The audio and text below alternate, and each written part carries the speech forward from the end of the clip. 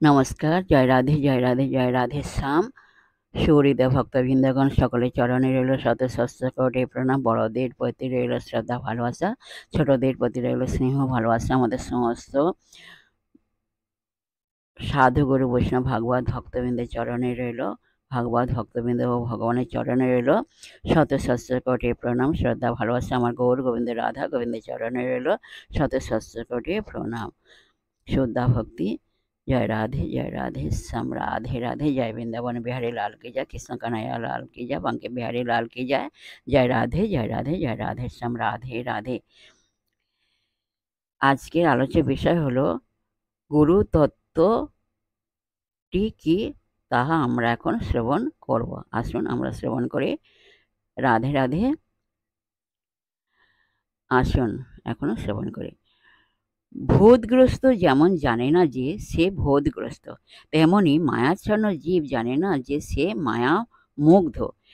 এমন জীবকে জাগাতে হলে অন্য কোনো শক্তি বা ব্যক্তি প্রয়োজন, যিনি মায়ার অতীত। শক্তি বা ব্যক্তির মধ্যে প্রকৃতপক্ষে কোনো পার্থক্য নেই।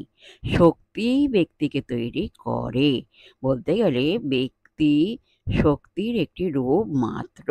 শক্তি ছাড়া ব্যক্তি নেই, কিন্তু ব্যক্তি ছাড়া শক্তি আছে।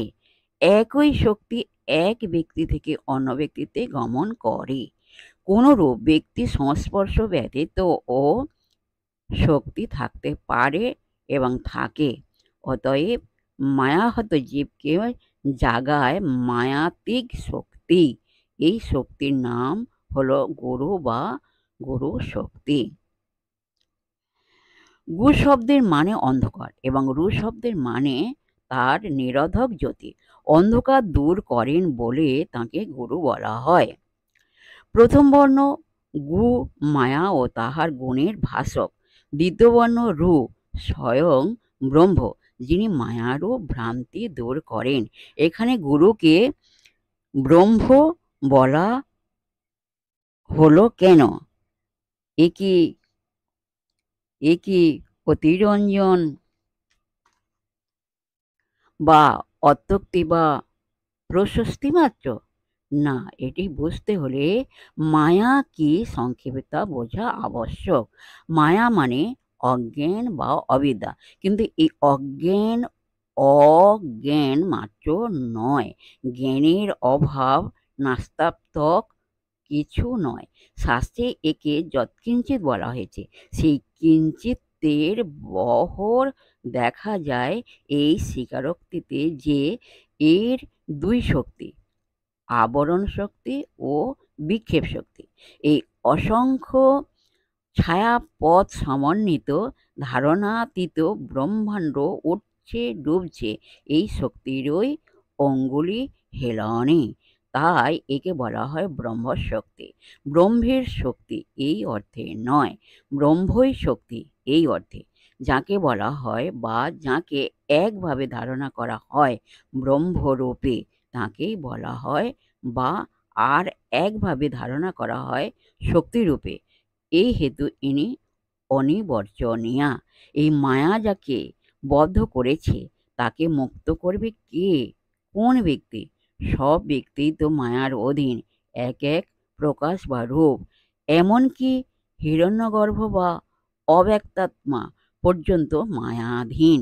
কাজেই যিনি বদ্ধ করেছেন সেই মায়া শক্তি, মায়াপধিক শুদ্ধ ব্রহ্মই অর্থাৎ নির্গুণ ব্রহ্মই মায়ারূপ উপাধি ধারণ করে করুণাবশে জীবের বন্ধন মোচন করেন।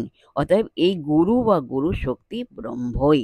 যিনি ব্রহ্মকে জেনেছেন তিনি ব্রহ্মই হয়েছেন। সগুণ ব্রহ্মকে জানতে বেদান্ত মতে সদ্য মুক্তি হয় না। নির্গুণ ব্রহ্মের জ্ঞানী অর্থাৎ নির্গুণ ব্রহ্ম হলে তবে সদ্য মুক্তি হয়। নিজে মুক্ত হলে তবেই অপরকে মুক্ত করা যায়। কিন্তু নির্গুণ ব্রহ্ম নিষ্ক্রিয়, গুরু শক্তি সবসময় সক্রিয়।